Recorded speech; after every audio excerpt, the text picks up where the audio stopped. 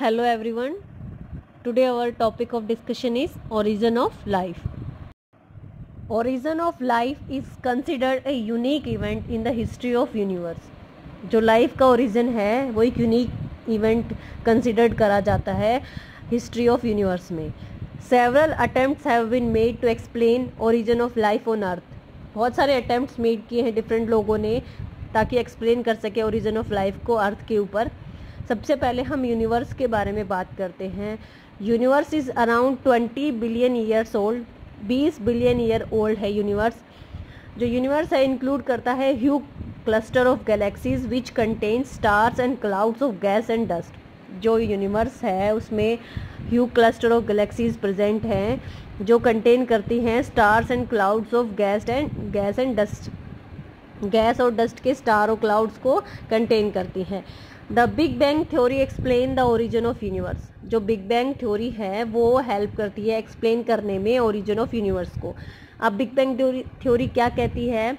ये थ्योरी कहती है कि जो यूनिवर्स है arrows from huge explosion of large entities. जो यूनिवर्स जो अराइज हुआ है वो with the help of huge explosion of large entities. Huge explosion हुआ है लार्ज एंटाइटीज का, उसकी हेल्प से यूनिवर्स की फॉर्मेशन हुई है. ये जो ह्यूज एक्सप्लोजन है इसको हम इमेजिन नहीं कर सकते फिजिकल टर्म्स में, या कह सकते हैं it is unimaginable in physical terms. आगे बात करें तो एज द यूनिवर्स एक्सपेंड, जब यूनिवर्स एक्सपेंड हुआ तो टेम्परेचर क्या हो गया? डिक्रीज हो गया. अब hydrogen and helium were form some time later. अब हाइड्रोजन और जो हीलियम गैसेज हैं वो फॉर्म हो गई थोड़े टाइम के बाद. These gases condense under gravitation. जो गैसेस हैं वो ग्रेविटेशन के अंडर कंडेंस हो गई और फॉर्म किया इन्होंने गैलेक्सीज, जो कि आज प्रेजेंट यूनिवर्स में प्रेजेंट है. उन गैलेक्सीज को फॉर्म किया. In the milky way Galaxy, जो हमारी जो गैलेक्सी है वो मिल्की वे गैलेक्सी है. उसमें जो सोलर सिस्टम है उसमें जो अर्थ है वो सपोज किया जाता है कि 4.5 बिलियन ईयर्स बैक है. मतलब जो अर्थ फॉर्म हुआ था वो 4.5 बिलियन ईयर्स पहले फॉर्म हुआ था. अर्थ के बारे में बात करें, the earth was form 4.5 billion years before. जो अर्थ है वो 4.5 बिलियन ईयर पहले बना था. Water vapour, methane, ammonia and carbon dioxide release की हुई थी मोल्टन मासिस से. The UV rays from the sun broke up water into hydrogen and oxygen. जो यूवी रेज सन से आई थी उन्होंने वाटर को ब्रेक कर दिया हाइड्रोजन एंड ऑक्सीजन में. हमें पता है वाटर इज़ H2O, तो जो सन रेज थी उन्होंने हाइड्रोजन एंड ऑक्सीजन में वाटर को ब्रेक कर दिया. The lighter hydrogen gas escape from the surface. जो लाइटर हाइड्रोजन थी वो सरफेस से स्केप हो गई. While oxygen combine with other compounds. जो ऑक्सीजन है वो अदर कंपाउंड्स के साथ कंबाइन हो गई जैसे मीथेन, अमोनिया, और फॉर्म किया water, carbon dioxide, ETC compound को फॉर्म किया. As the water vapour cools. अब जो वाटर वेपर्स हैं वो कूल हुए. The water fell as rain. Water rain की फॉर्म में नीचे आया and fill all depression to form ocean and other water bodies. और उसने क्या किया? जो भी डिप्रेशंस थे उनको फिल किया और उन्होंने ओशन और अदर वाटर बॉडीज की फॉर्म ले ली. From the oxygen ozone layer was form. Oxygen से ओजोन लेयर की फॉर्मेशन हो गई. ओशन की फॉर्मेशन हो चुकी है, अलग कंपाउंड्स बन चुके हैं, वाटर बन चुका, कार्बन डाइऑक्साइड बन चुका है. अब क्या होगा? Life started appearing. Origin of life जो है वो स्टार्ट हो गया है about 500 million years after the formation of earth.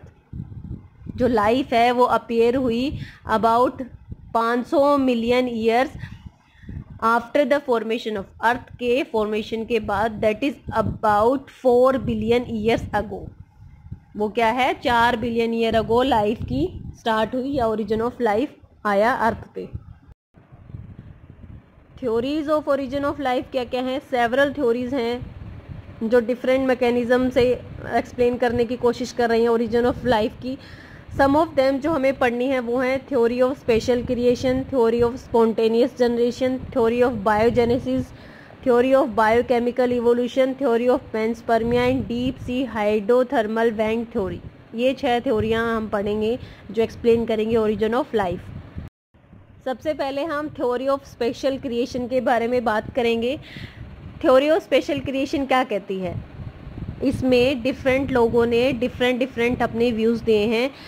इसका मतलब है सबका एक मानना है कि जो are different form of life है वो क्रिएटेड बाय गॉड, गॉड के द्वारा क्रिएट गई है। अब अगर हिंदू कंसेप्ट की बात करें तो यहाँ पे मानना है कि जो लॉर्ड ब्रह्मा है, ब्रह्मा भगवान है संसार के रचिता, उन्होंने लिविंग वर्ल्ड को क्रिएट किया है।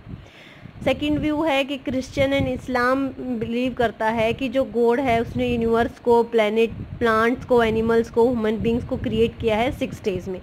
तो अलग अलग धर्म का अलग अलग व्यू है, बट कॉमन व्यू यही है सबका कि जो लाइफ है वो क्रिएटेड बाय गॉड। तो ये है थ्योरी ऑफ स्पेशल क्रिएशन।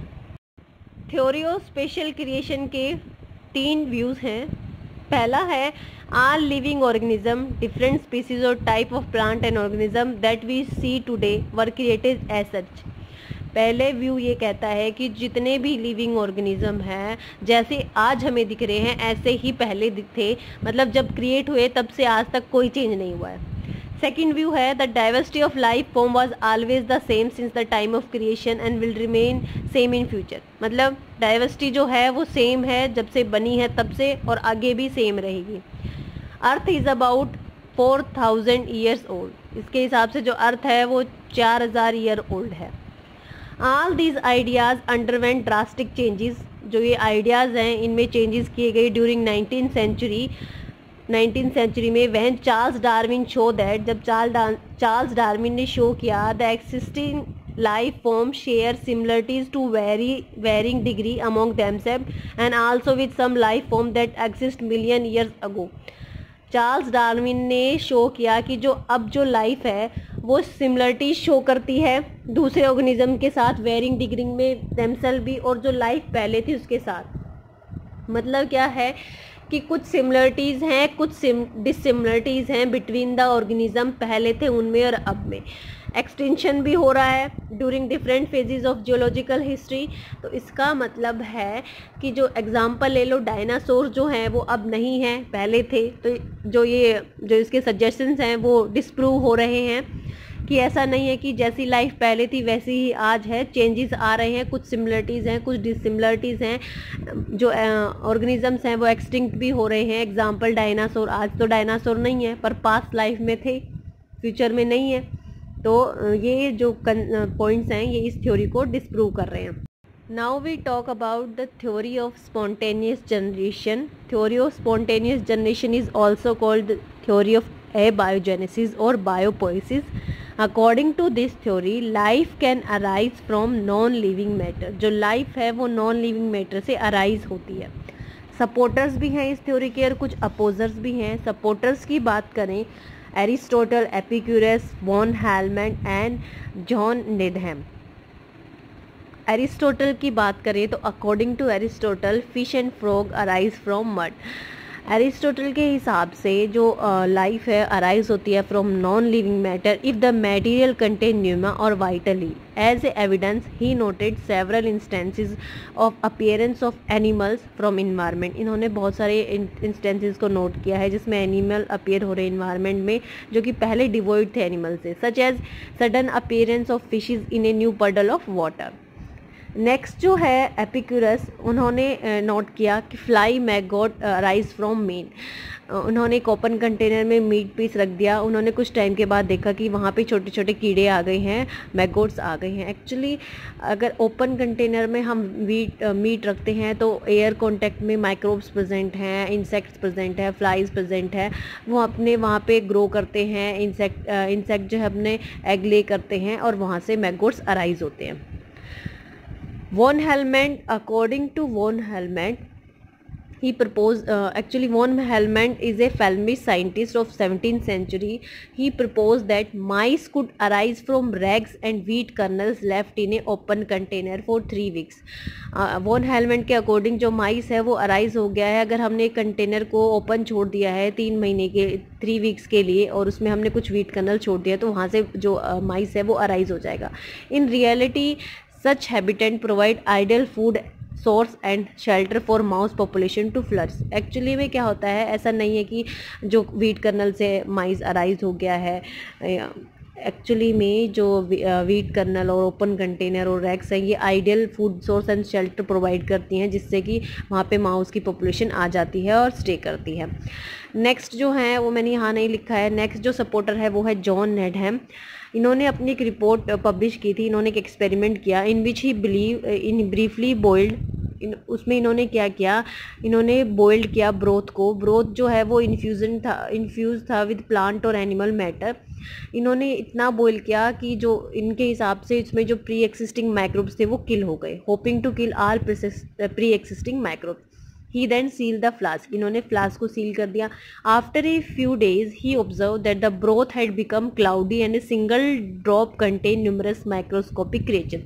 इन्होंने देखा कि जो ब्रोथ है वो क्लाउडी हो गया है। इन्होंने उसका सिंगल ड्रॉप लिया और उसमें इन्होंने माइक्रोस्कोप देखा कि बहुत सारे छोटे छोटे क्रिएचर्स आ गए हैं। इनके हिसाब से he argue that new micro organisms must have arisen spontaneously. जो नए माइक्रो ऑर्गेनिज्म है वो स्पॉन्टेनियसली अराइज हो रहे हैं। इन रियलिटी ऐसा नहीं होता है।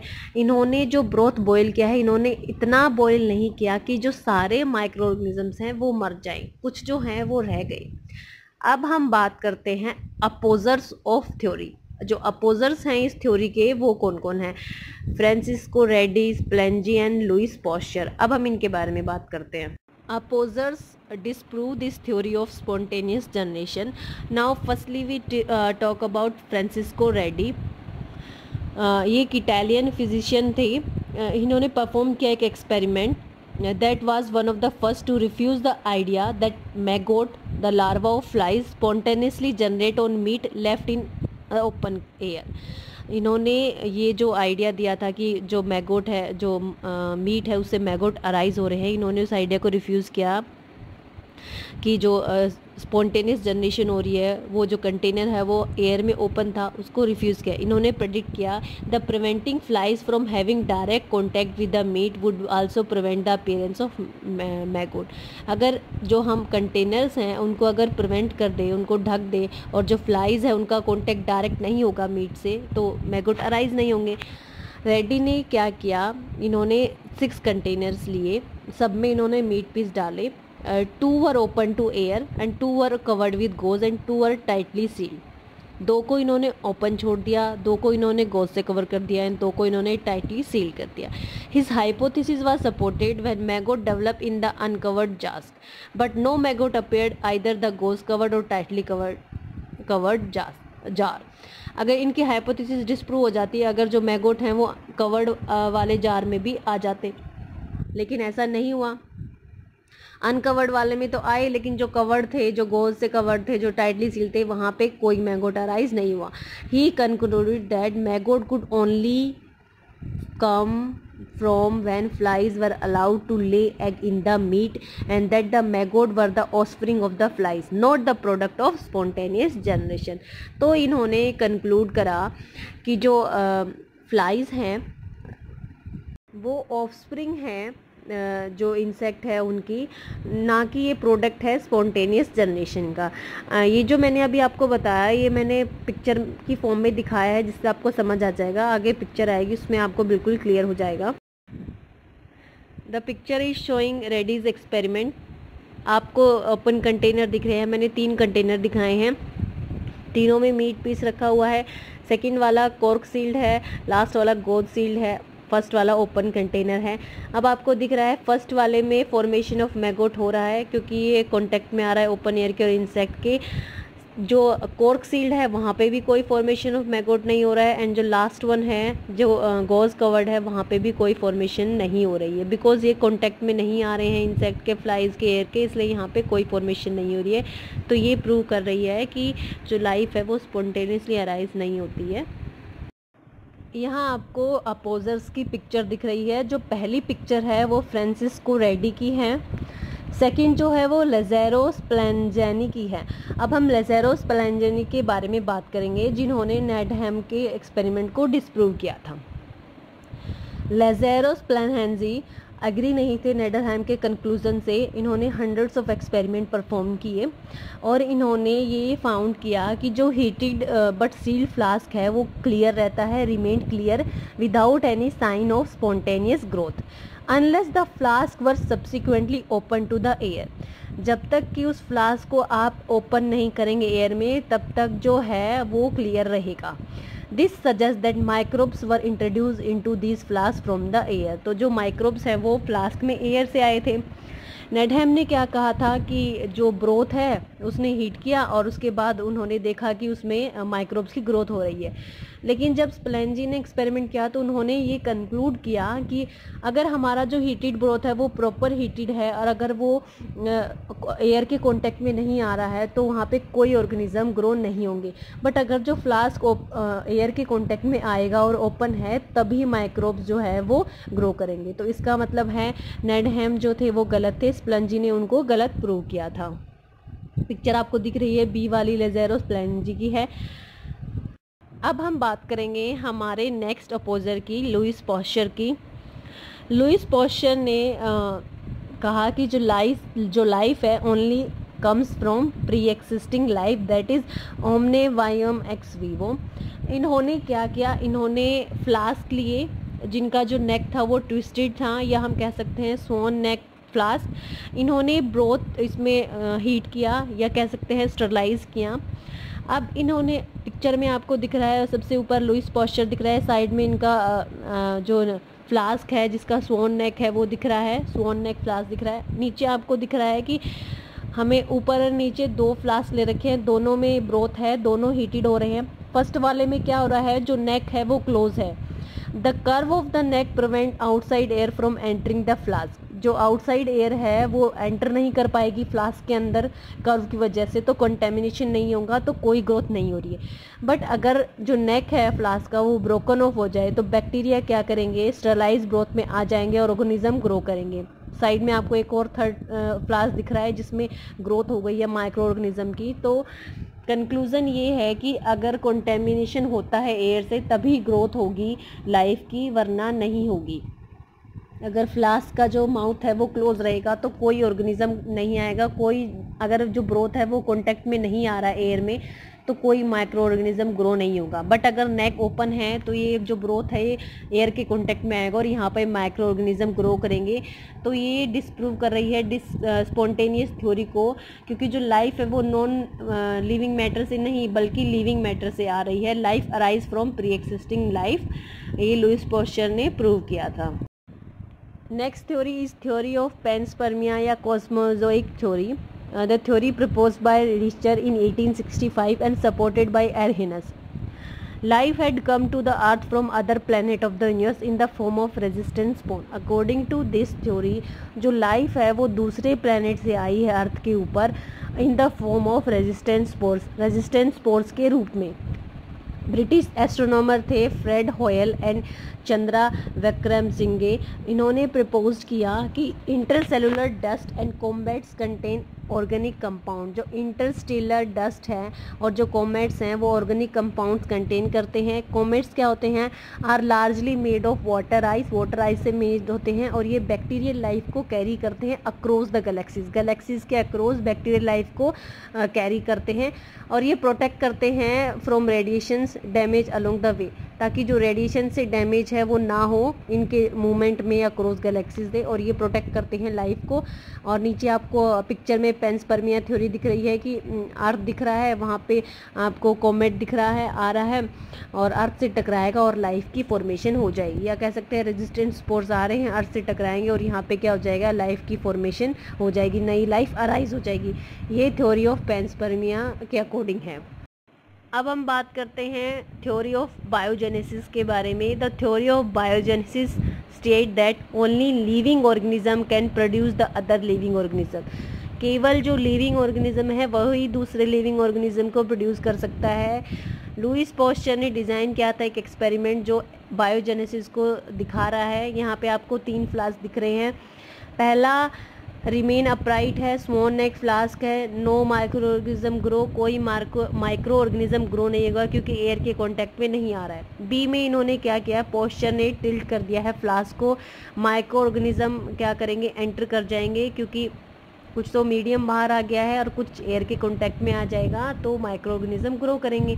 अब क्या हो रहा है, सी में आपको दिख रहा है micro organism grew in the broth turning it cloudy. Micro organism grow हो रहे हैं तो जो क्लियर ब्रोथ था वो क्लाउडी हो गया है। This show that the micro organism do not appear spontaneously. तो जो माइक्रो ऑर्गेनिज्म है वो स्पॉन्टेनियसली नहीं आ रहे हैं, प्री लाइफ से आ रहे हैं या दूसरे लिविंग ऑर्गेनिज्म से आ रहे हैं। तो जो माइक्रो ऑर्गेनिज्म है वही अगले माइक्रो ऑर्गेनिज्म को ग्रो कर रहा है, उसी से दूसरे माइक्रो ऑर्गेनिज्म बन रहे हैं। तो मतलब जो ओनली लिविंग ही है वही दूसरे लिविंग को प्रोड्यूस कर सकता है, ये थ्योरी ऑफ बायोजेनेसिस कहती है। ये पिक्चर भी थ्योरी ऑफ बायोजेनेसिस को शो कर रही है। यहाँ पे हमने एक जार लिया है, उसमें हमने न्यूट्रिएंट ब्रोथ को डाला है। सेकंड, हमने जो उसका नेक है उसको सील कर दिया है बाय कर्व नेक से। अब हमने न्यूट्रिएंट ब्रोथ को बॉईल करा है, स्टरलाइज करा है। आगे हमने क्या किया, न्यूट्रिएंट ब्रोथ को स्वान नेक को रिमेन ऐसे रहने दिया, तो कोई माइक्रो ऑर्गेनिज्म ग्रो नहीं हुआ। बट जैसे ही हमने उसका नेक अगर रिमूव कर दे, ब्रोकन कर दें, तो एयर के कांटेक्ट में आएगा और माइक्रो ऑर्गेनिज्म के कांटेक्ट में आएगा और हमें उसमें नए माइक्रो ऑर्गेनिज्म दिखने शुरू हो जाएंगे, ग्रोथ दिखनी शुरू हो जाएगी, जो ग्रोथ है वो क्लाउड हो जाएगा। तो ये शो कर रहा है थ्योरी ऑफ बायोजेनेसिस को। अब हम बात करते हैं थ्योरी ऑफ बायोकेमिकल इवोल्यूशन की। This theory was proposed by Oparin and Haldane. Oparin and Haldane ने इस थ्योरी को प्रपोज किया था। They propose that first life form could have come from pre-existing non-living organic molecule like RNA and protein, and the formation of life was preceded by a chemical evolution, that is formation of diverse organic molecule from inorganic constituent, that is organic molecule की formation inorganic constituent से। The condition on the earth that favor chemical evolution were, condition कौन कौन सी है जो chemical evolution को favour कर रही हैं, very high temperature, volcanic storms, reducing atmosphere that contain methane, ammonia, water vapours, etc। Experimental proof for chemical evolution. Experimental proof की बात करते हैं केमिकल इवोल्यूशन के। Stanley, Miller and Urey created condition similar to primitive atmosphere in the laboratory using glass apparatus and tubes. Miller and Urey ने जो primitive atmosphere की condition है उसको लैब में बनाने की कोशिश की है using glass apparatus and tubes. They created electric discharge using electrode in a conical flask. इन्होंने क्या किया, इलेक्ट्रिक डिस्चार्ज के लिए इन्होंने इलेक्ट्रोड यूज़ की कॉनिकल फ्लास्क में, जिसमें methane, ammonia, hydrogen and water vapours present थे। Water vapours at 800 degree Celsius. The water containing chamber was heated to provide water vapour. जो वाटर कंटेनिंग चैम्बर था उसको हीट किया गया ताकि वाटर वेपर्स प्रोवाइड किए जा सके। एक वीक के बाद they observe the formation of amino acid. उन्हें अमीनो एसिड की फॉर्मेशन ऑब्जर्व की। In the similar experiment many other scientist observe the formation of sugar, nitrogen bases, lipids, amino acid and even pigment. ऐसे ही experiment में other scientist को nitrogen bases मिले, lipids मिले, amino acid और pigments मिले। Analysis of the meteoroids also revealed the presence of similar compounds. अगर meteoroids की एनालिसिस की जाए तो वहाँ पे भी सिमिलर कंपाउंड्स की प्रेजेंस रिवील की गई थी, indicating the occurrence of similar processes elsewhere in the space. ये इंडिकेट करती है कि सिमिलर प्रोसेस ही हुई होगी कहीं भी स्पेस में। The chemical evolution of life was more और लेस एक्सेप्टेड। जो केमिकल इवोल्यूशन है लाइफ का वो एक्सेप्ट किया भी गया है, थोड़ा कम भी किया गया है, मतलब कर भी सकते हैं नहीं भी कर सकते, ऐसी कंडीशन है। पिक्चर में आपको मिलर एंड यूरे का एक्सपेरिमेंट दिख रहा है, आपको फ्लास्क दिख रहा है जहाँ पे इलेक्ट्रोड्स हैं, स्पार्क हो रहा है, यहाँ पे गैसेस दिख रही हैं आपको, मीथेन है, वाटर वेपर्स हैं, हाइड्रोजन है, जो भी गैसेस चाहिए थी वो सारी यहाँ पे प्रेजेंट हैं, methane, ammonia, hydrogen, water vapours. अब आपको ये नीचे वाटर आउट दिख रहा है, कंडेंसर दिख रहा है, वाटर इन दिख रहा है, वाटर ड्रॉपलेट दिख रहे हैं, वाटर कंटेनिंग ऑर्गेनिक कंपाउंड दिख रहा है, लिक्विड वाटर इन ट्रैप दिख रहा है, साइड में आपको बॉइलिंग वाटर होता हुआ दिख रहा है। अब इसमें क्या किया इन्होंने, बॉइलिंग वाटर में वाटर बॉईल हुआ, वाटर वेपर्स बने, एरो में आपको दिख रहा है वो ऊपर जा रहे हैं। फ्लास्क में जाएंगे, यहाँ पे इलेक्ट्रोड से इलेक्ट्रिक स्पार्क होगा, यहाँ पे गैसेस प्रेजेंट हैं, यहाँ पे रिएक्शन होगा, केमिकल कंपाउंड बनेगा।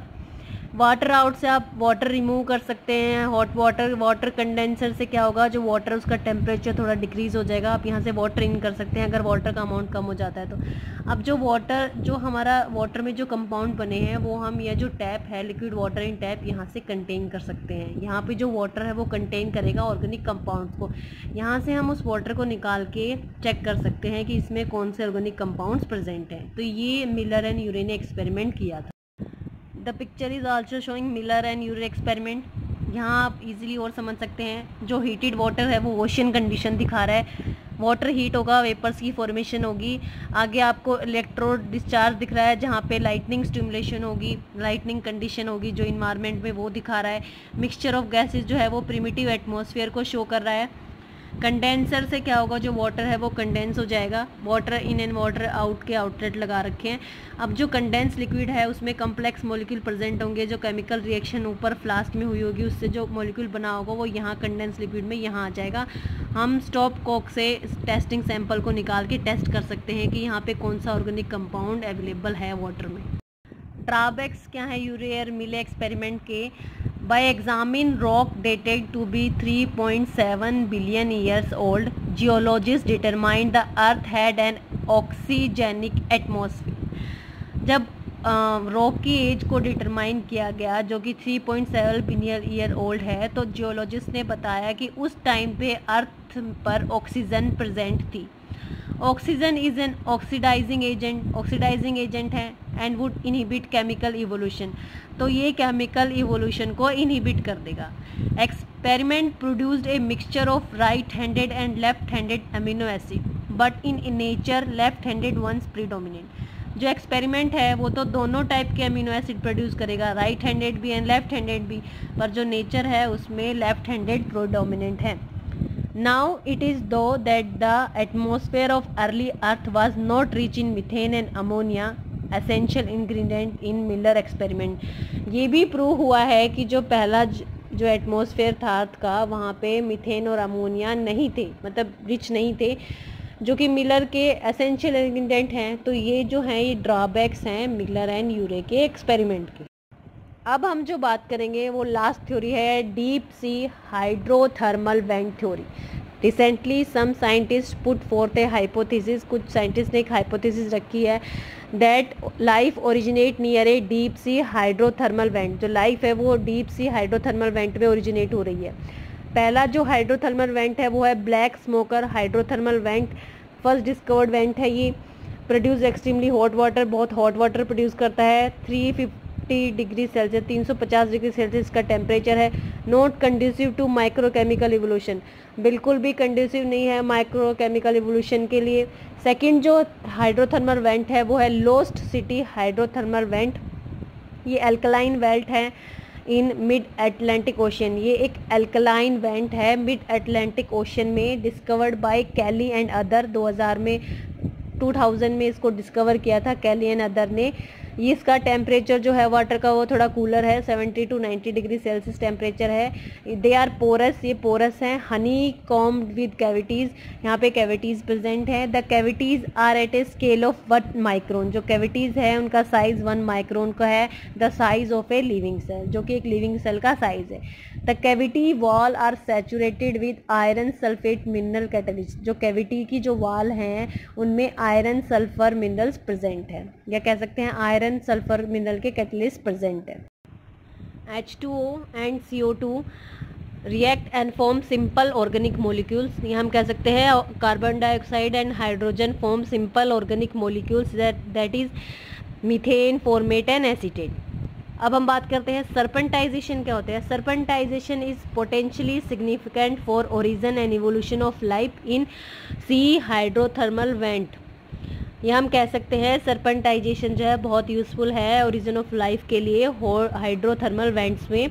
होता क्या है serpentinisation? Serpentinisation is a chemical reaction between sea water and mantle rocks which contain large amount of minerals ओलिवाइंस।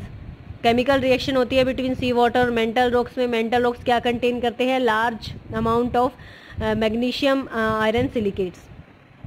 Hydrogen reduced by Fe2 and release H2O and sulfur. At the vent ocean interface पे sulphur precipitate करता है iron and निकल को and form transition metal sulphides.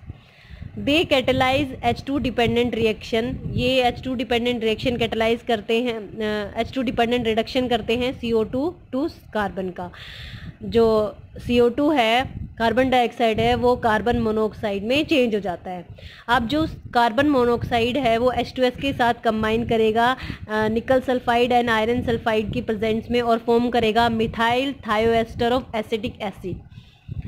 These activated acetic acid derivatives, ये activated acetic acid के derivative serve करेंगे as a starting material for subsequent exergonic synthetic step. जो ये अभी एक्टिवेटेड एसिटिक एसिड बना है ये एज ए स्टार्टिंग मटेरियल काम करेगा for further formation. Went pores concentrated large molecules like nucleotides, जो वेंट पोर्स है वहाँ पे लार्ज मॉलिक्यूल्स भी प्रेजेंट हैं जैसे कि nucleotide for example for the formation of RNA, DNA and protein. हमें न्यूक्लियोटाइड चाहिए होते हैं, ये भी अवेलेबल हैं वेंट पे, तो हम कह सकते हैं यहाँ से भी लाइफ का ओरिजिन हुआ है।